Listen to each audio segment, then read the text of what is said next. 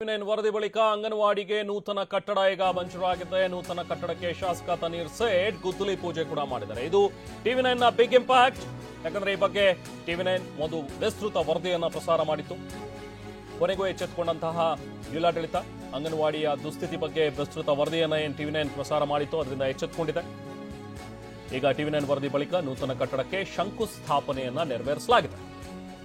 ಹೆಗ್ಗಣಗಳು ಬಿಲಾ ತೋಡಿದ್ರಿಂದ ಅಲ್ಲಿ ಮಣ್ಣು ತುಂಬಿಕೊಂಡಿತ್ತು. ಅದರ ದುಸ್ಥಿತಿ ಹೇಗಿದೆ ಅನ್ನುವಂಥದ್ದನ್ನ ಎಳೆ ಎಳೆಯಾಗಿ ಬಿಚ್ಚಿಟ್ಟಿದ್ವಿ. ಅದೇ ಅಂಗನವಾಡಿಯಲ್ಲಿ ಕೂತ್ಕೊಂಡು ಆ ಹೆಗ್ಗಣಗಳ ಗೂಡು ತರ ಇರುವಂತಹ ಒಂದು ಅಂಗನವಾಡಿಯಲ್ಲಿ ಪಾಪ ಮಕ್ಕಳು ಪಾಠ ಕಲಿತಾ ಇದ್ರು. ಮೈಸೂರಿನ ಬನ್ನಿ ಮಂಟಪದ ಯಲ್ಲಮ್ಮ ಗುಡಿ ಏನಿದೆಯಲ್ಲ, ಯಲ್ಲಮ್ಮ ಬಡಾವಣೆ, ಅಲ್ಲಿದ್ದಂತಹ ಅಂಗನವಾಡಿ ಇದು. ಅಪಾಯಕ್ಕೆ ಆಹ್ವಾನ ನೀಡ್ತಾ ಇದ್ದಂತಹ ಬಿದಿರಿನ ಗೋಡೆಗಳು. ಈಗ ಎಚ್ಚೆತ್ತುಕೊಂಡಿದೆ ಜಿಲ್ಲಾಡಳಿತ.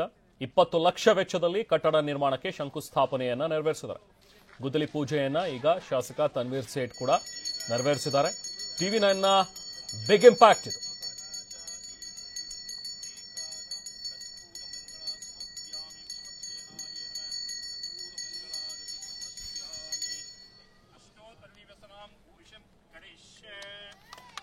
ಎಸ್ ದೃಶ್ಯದಲ್ಲಿ ಗಮನಿಸಬಹುದು, ಮೈಸೂರಿನ ಬನ್ನಿ ಮಂಟಪದ ಬಳಿ ಇರುವಂತಹ ಯಲ್ಲಮ್ಮ ಬಡಾವಣೆ ಅಂದ್ರೆ ಅಲ್ಲಿ ಒಂದು ಅಂಗನವಾಡಿಯ ದುಸ್ಥಿತಿ. ಇದರ ಬಗ್ಗೆ ಟಿವಿ9 ಒಂದು ವಿಸ್ತೃತ ವರದಿಯನ್ನು ಪ್ರಸಾರ ಮಾಡಿತ್ತು.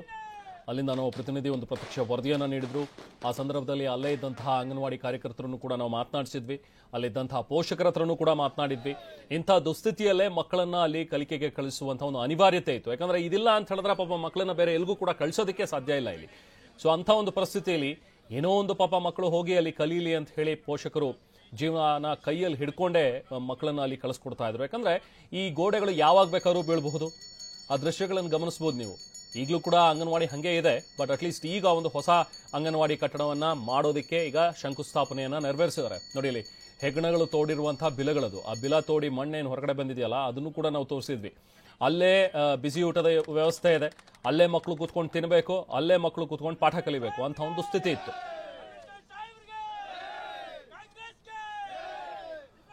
ಈಗ ಟಿವಿ9 ನ ಬಿಗ್ ಇಂಪ್ಯಾಕ್ಟ್ ಇದು. ಟಿವಿ9 ವರದಿ ನಂತರ ಈಗ ಎಚ್ಚೆತ್ತುಕೊಂಡಿರುವಂತಹ ಜಿಲ್ಲಾಡಳಿತ ಈಗ ಶಂಕುಸ್ಥಾಪನೆಯನ್ನ ತನ್ವೀರ್ ಸೇಠ್ ಕೂಡ ನೆರವೇರಿಸಿದ್ದಾರೆ.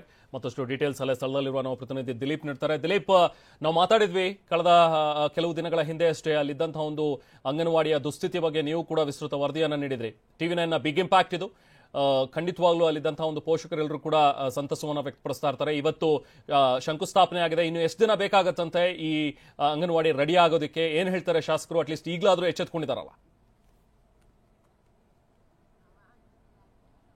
ಖಂಡಿತವಾಗಲೂ ರೆಹಮಾನ್, ಈ ಒಂದು ವಿಚಾರವಾಗಿ ಟಿವಿ9 ವಿಸ್ತೃತವಾದಂತಹ ವರದಿ ಮಾಡಿತ್ತು. ಯಾಕಂದ್ರೆ ನಿಜಕ್ಕೂ ಆ ಒಂದು ಸ್ಥಳ ಮಕ್ಕಳು ಯಾವ ರೀತಿ ಇದ್ರು ಅನ್ನುವಂಥದ್ದು ನಿಜಕ್ಕೂ ಕೂಡ ನೋಡಿದಂತ ಸಂದರ್ಭದಲ್ಲಿ ಎಲ್ಲರಿಗೂ ಕೂಡ ಅಯ್ಯೋ ಪಾಪ ಅನ್ನುವಂತ ಪರಿಸ್ಥಿತಿ ಇತ್ತು. ಯಾಕಂದ್ರೆ ಆವು ಚೇಳು ಇರುವಂತಹ ಸ್ಥಳದಲ್ಲಿ ಮಕ್ಕಳು ಕೂತು ಪಾಠ ಕೇಳ್ತಾ ಇದ್ರು.